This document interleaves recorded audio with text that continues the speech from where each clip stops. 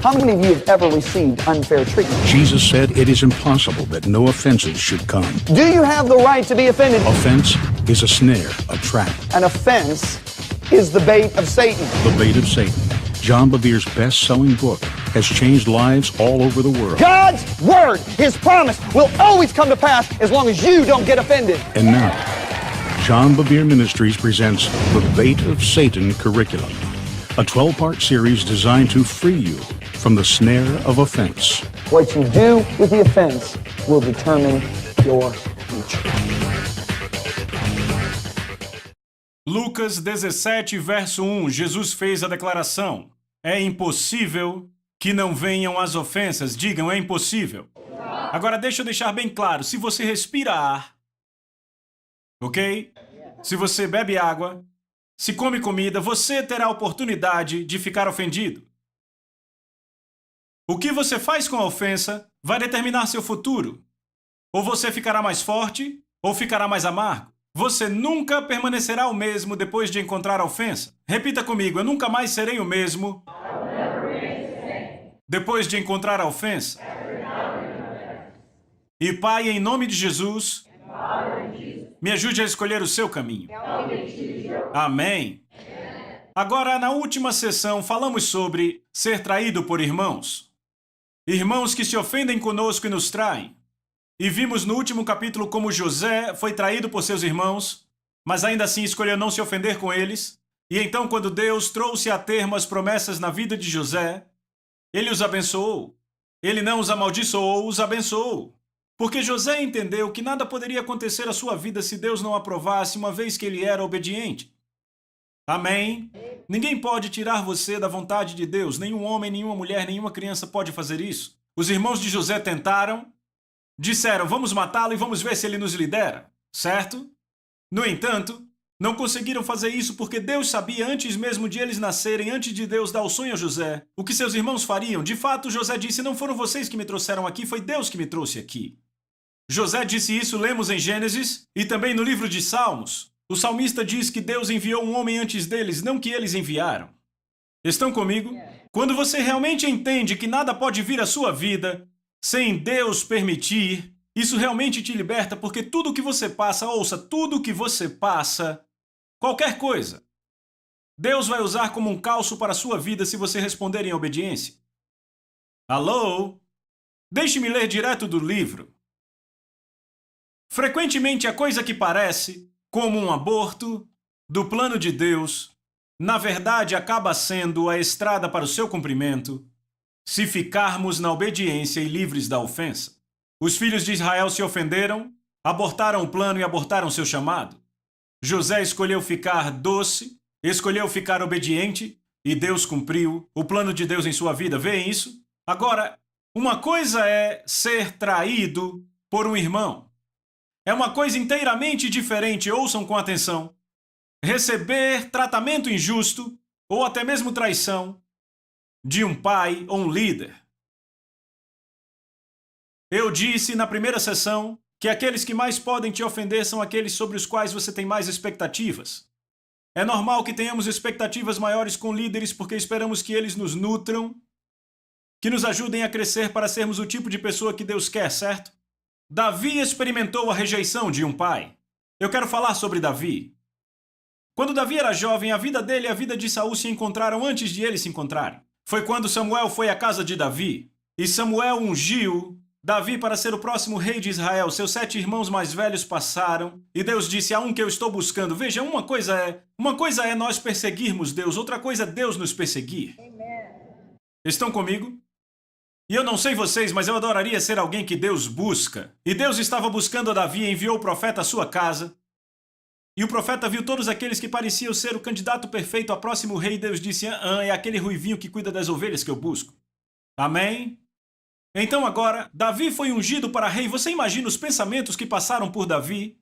Quando o óleo descia por Davi, ele pensava, esse é o profeta de Israel, aquele que ungiu o rei Saul, e ele dizia, eu serei o próximo rei.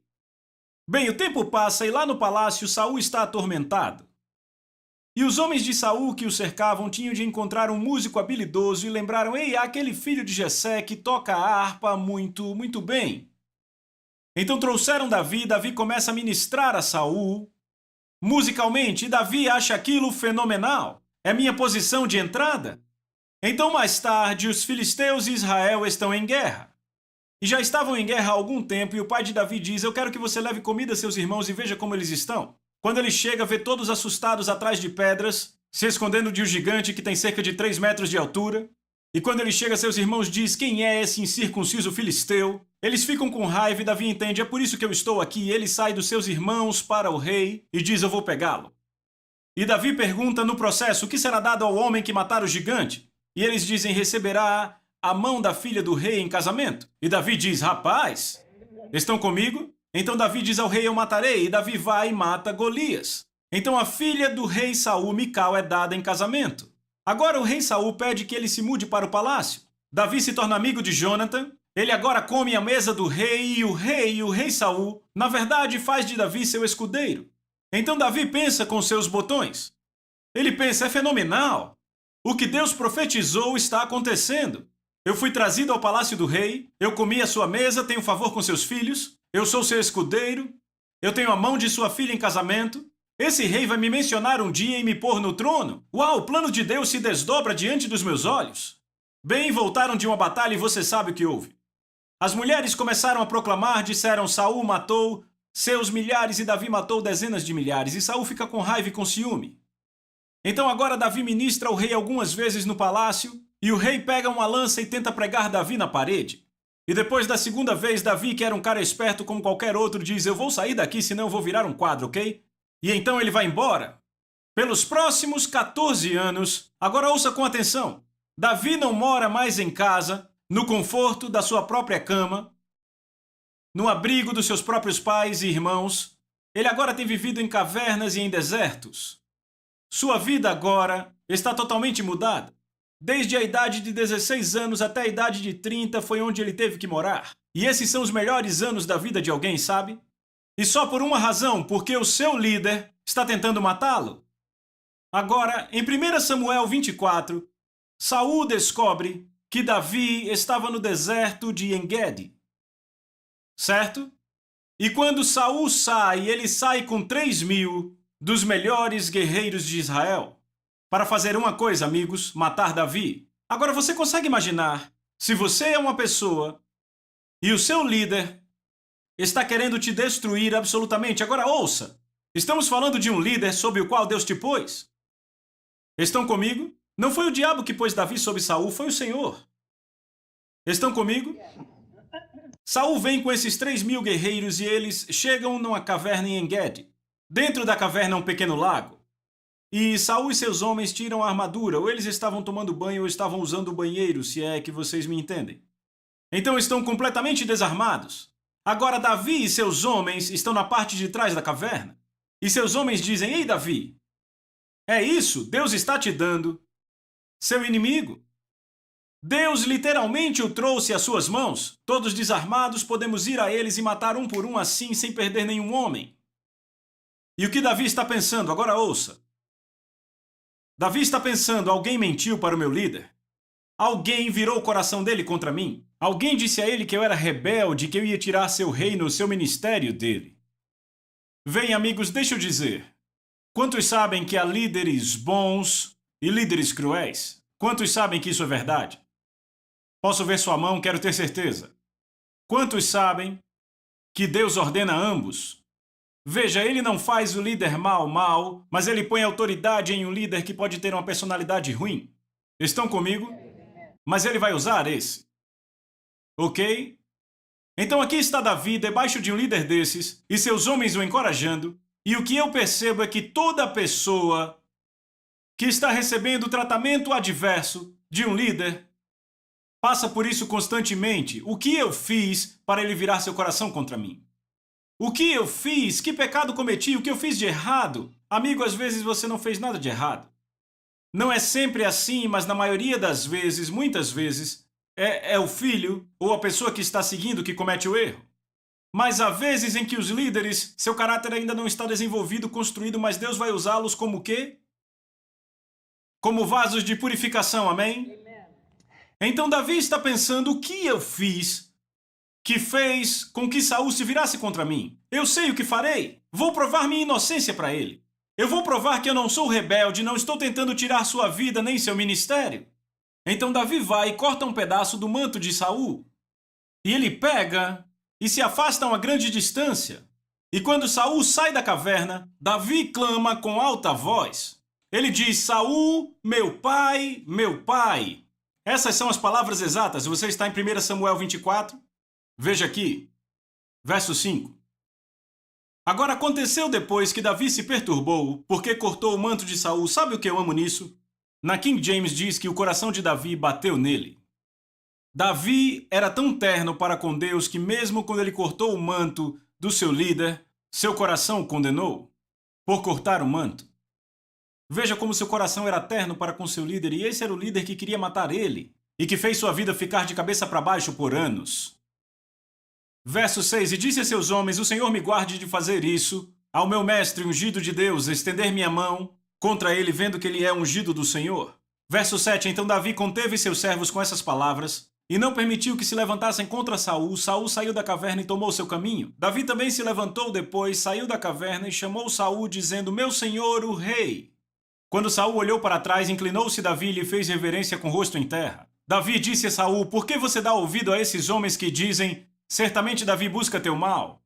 Veja, hoje teus olhos viram que o Senhor te entregou em minha mão na caverna, e alguns me disseram para te matar, mas minha mão te poupou. E eu disse, eu não vou estender a minha mão contra o meu Senhor, pois ele é ungido do Senhor. Verso 11. Além disso, meu pai, repita, meu pai. Agora você vê o que Davi está fazendo, ele está clamando, por favor, seja um pai para mim. Por favor, seja um líder para mim. Eu apenas quero ser seu filho. Além disso, meu pai, veja aqui a orla do seu manto em minha mão. Pois pelo fato de eu ter cortado a orla do seu manto e não te matado, saiba e veja que não há nem mal, nem rebelião em minha mão. E eu não pequei contra você, ainda que casses a minha vida. Então veja que Davi é muito claro tentando mostrar a Saul, não há rebelião em mim. Eu não estou interessado em te destruir. Agora, Saul olha para Davi e diz, Davi, você é mais justo do que eu sou, que Deus te abençoe, e Saul vai embora. Agora vocês imaginam o alívio de Davi, amigos?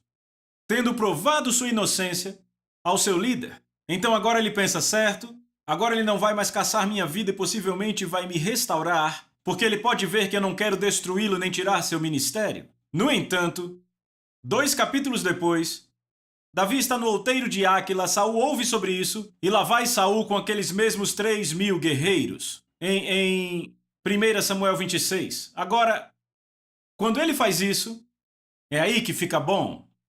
Deus põe todo o exército em profundo sono vindo do Senhor. Certo? E Davi sabe disso. Repita, sono profundo do Senhor. Então esse não é um sono comum. Deus literalmente derruba esses caras. E quando Deus derruba alguém, ninguém acorda. Certo?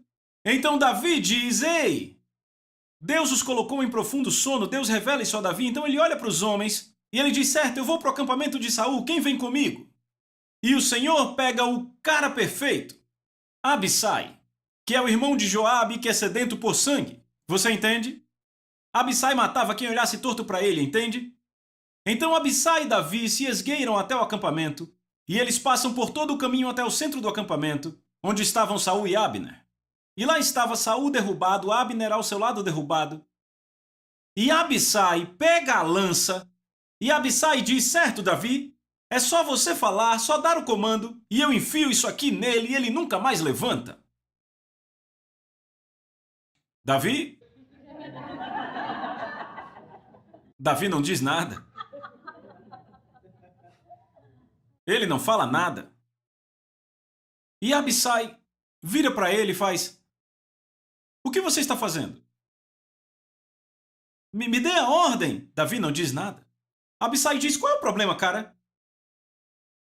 Ouça, Davi, ele veio para te matar. E você provou sua inocência a ele há 2 capítulos atrás, Davi.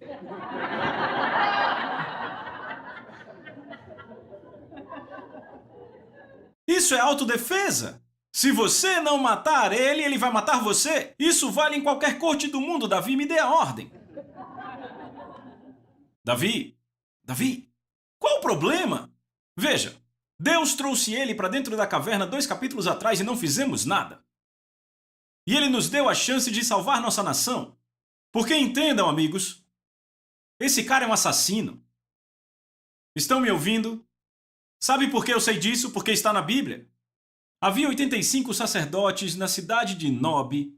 Davi foi àquela cidade para pegar pão, e os sacerdotes lhe deram pão, e oraram por ele, e deram a ele espada e conselho.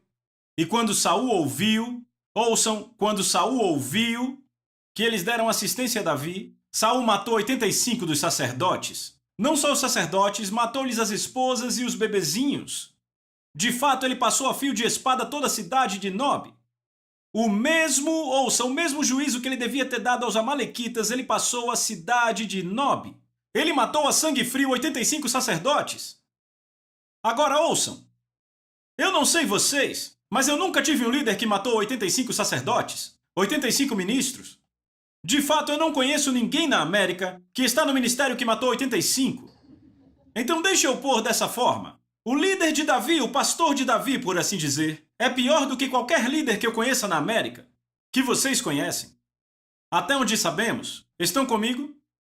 Então Abissai olha e diz, ele é um assassino. Ele matou toda a cidade de Nob, matou as criancinhas, matou os sacerdotes. Deus deu ele para nós, para libertar a nação, ele vai destruir a nação. Será que você não entende? E Davi não diz nada.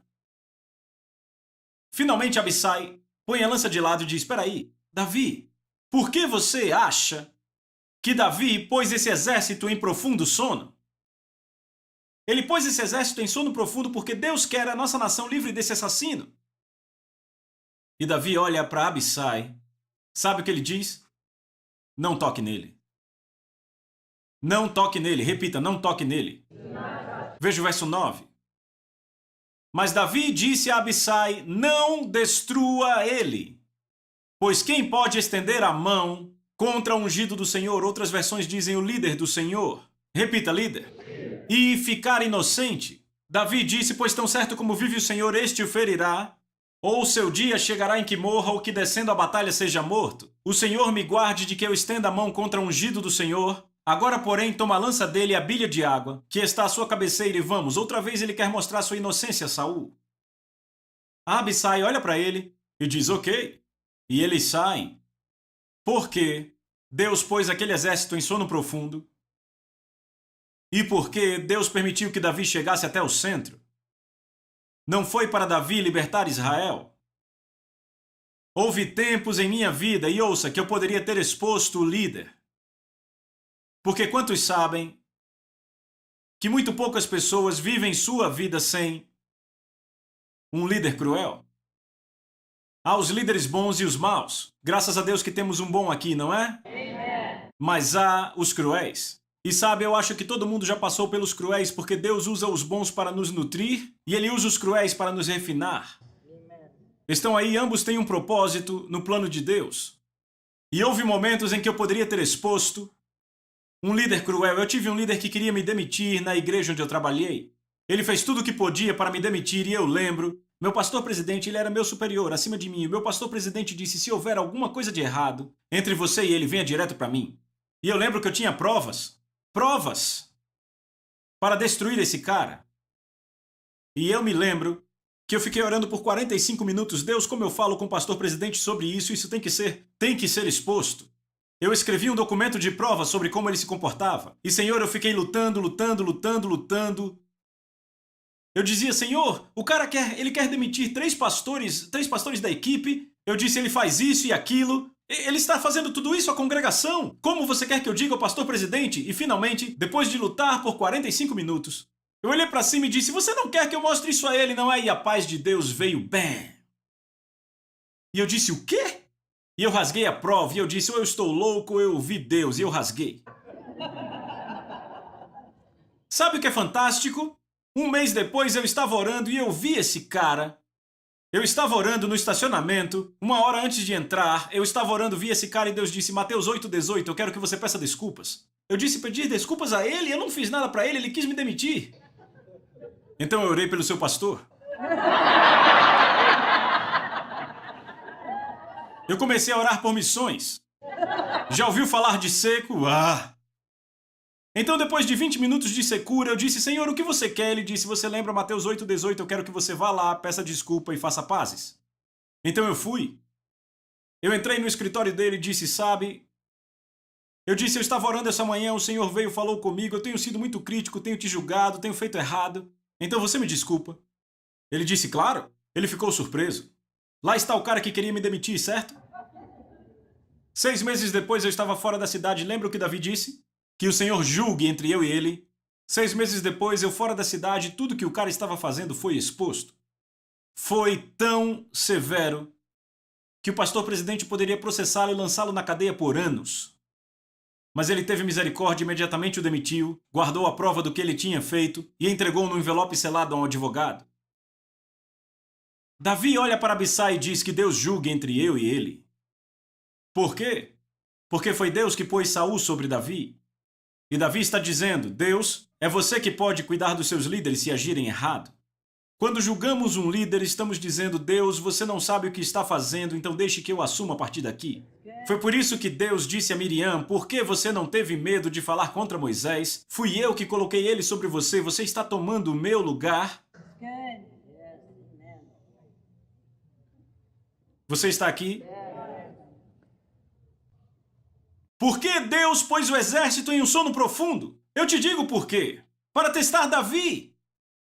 Para descobrir se ele seria outro Saul, se ele ia cuidar de tudo com suas próprias mãos, ou se continuaria sendo o homem segundo seu coração. Se você olhar a diferença entre Saul e Davi, há uma linha muito fina que os separa. Davi constantemente esperava por Deus e perguntava ao Senhor. Saul fazia com suas próprias mãos. Era a única diferença. Saul protegia o que Deus deu a ele. Quando ele sentiu que tinha aquele jovem que ele achava que ia roubar seu ministério, ele buscou matá-lo. No entanto, Davi, quando Absalão quis tomar seu trono, a atitude de Davi foi minha recompensa, Deus, não esse trono. Pode ficar, minha recompensa eu acho até no meio do deserto. Veja 2 tipos de ministros, aos que amam o ministério e aos que amam a Deus. Os que amam o ministério protegerão o que Deus lhes deu. Os que amam a Deus, não tenho que se preocupar, ninguém pode tirar Deus de mim. Ele é o meu, ouça. Se você ler o livro de Ezequiel, você descobre, eu acho que é o capítulo 43. Há 2 tipos de sacerdote, o tipo de Zadok e o outro tipo. Zadok foi a quem Deus disse eu sou a sua recompensa. Os outros, não é o caso. Entendem? Eu perguntei, entendem? Então Davi e Abissai saem. E sabe, muito pouco tempo depois, Deus julga Saul. E quem ele usa? Os filisteus. Normalmente Deus usa o mundo para julgar seus servos.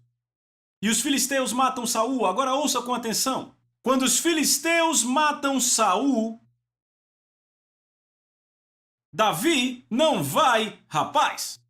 Teve o que mereceu. Já era hora. Estragou 14 anos da minha vida. Eu dormia em pedras como se fossem travesseiros. Já era tempo de Deus pegá-lo. Isso é alguém ofendido? Jesus disse, a boca fala do que o coração está cheio. O que Davi faz quando Saul é julgado? Por Deus. Ele ama todos de Judá a amar Saul, cantar para Saul. E ele diz, ei, não proclamem isso nas ruas de Asquelon. E para os filisteus ele disse, não se alegrem as filhas dos filisteus. E ele diz, Saul, você é amável. E ele ensina a todos os homens cantarem uma canção de amor para Saul. E então um jovem chega e fala sobre Saul. Na verdade, eu inverti. Quando o jovem fala a Davi que Saul morreu na batalha, o jovem acha que vai ganhar pontos com Davi. E Davi diz, como você sabe que ele morreu? Porque ele estava ferido para morrer e não queria ser torturado. Então ele me disse para matá-lo e eu o fiz. E Davi diz, como você pôde não temer, estender sua mão contra o ungido do Senhor? E Davi matou o homem que achava que ia ganhar pontos. Porque o homem pensou, se eu contar a ele que fui eu que matei, esse cara vai ser o próximo rei e ele vai me dar um bom lugar. Aconteceu exatamente o contrário. Estão comigo? Então Davi caçou algum descendente de Saul e ele o abençoou e deu um lugar na mesa do rei. Agora isso parece um homem ofendido? Eu disse, isso parece um homem ofendido? Davi percebeu nos 14 anos que fugia de Saul, nos 14 anos da perseguição que sofreu por Saul, que na verdade eram os anos em que ele era treinado para ser o pastor de Israel. Veja, você tem que entender isso. Deus pôs sonhos em cada um de vocês. Você vai passar por adversidade. Eu lembro que uma vez quando eu orava, Deus mostrou em meu espírito, Ele disse, esse é o sonho para o qual te chamei. E Ele disse, aqui onde você está agora. E você acha, John, tudo que você tem que fazer é zip? E você chega. E Ele diz, não, eu te envio para esse deserto, esta situação, este fogo refinador, este deserto, esta fornalha, e você passa por todos esses lugares até chegar aqui. Ele disse, mas entenda, você tem que passar por esse deserto, tem que passar por este fogo refinador, por esse deserto e esse, para você chegar com caráter aqui. Saul nunca passou pelo deserto, ele nunca passou por um refinamento, não tinha o caráter para segurar a liderança que tinha.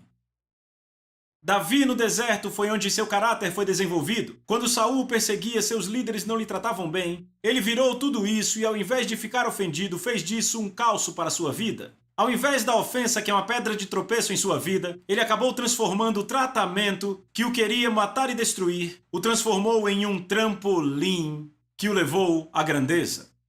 Estão comigo? Amigos, deixa eu deixar claro. Eu quero reforçar isso. Se Deus sabe quantos fios de cabelo há em sua cabeça, Ele sabe o que você tem recebido, seja de outro irmão, ou irmã, ou de um líder. Não há nenhum tratamento que chegue até você que foge à atenção de Deus. E como você lida com esse tratamento é como ou você vai crescer ou você vai se tornar amargo e contaminado. E a coisa que é mais triste é que o céu inteiro está te incentivando, todo o céu dizendo, eu torço por você, eu quero que você passe bem, porque se você pudesse ver o que está do outro lado desse tratamento injusto, se pudesse ver o que está do outro lado dessa ofensa, se você pudesse ver o que eu tenho para você, você deixaria tudo isso para lá.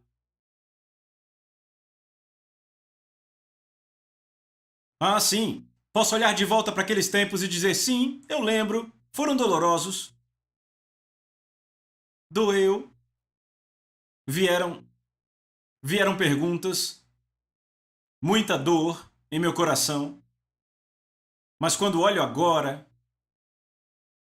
foram tempos de tesouros, porque sendo honesto, os tempos mais difíceis da minha vida, e eu digo que não há nada pior do que tratamento injusto, ainda mais de um líder, os tempos mais difíceis da minha vida, eu olho, foram os maiores trampolins, grandes tempos de crescimento que eu já encontrei. E o triste é quantas pessoas não tiram bênçãos disso, porque elas não veem o agir do Espírito Santo em sua vida naqueles momentos. Eu estava falando com meu querido amigo Kevin, e eu disse, Kevin, eu estou convencido que um passo de obediência, quando não se tem vontade, vale muito mais do que 1000 passos de obediência quando se tem. O céu vai revelar isso.